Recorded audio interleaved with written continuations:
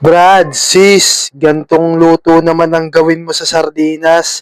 Jack, mapapadami ka na naman sa kanin. Tara, luto tayo. Maglalagay lang ako dito ng konting mantika. At maggigisa tayo ng sibuyas at bawang.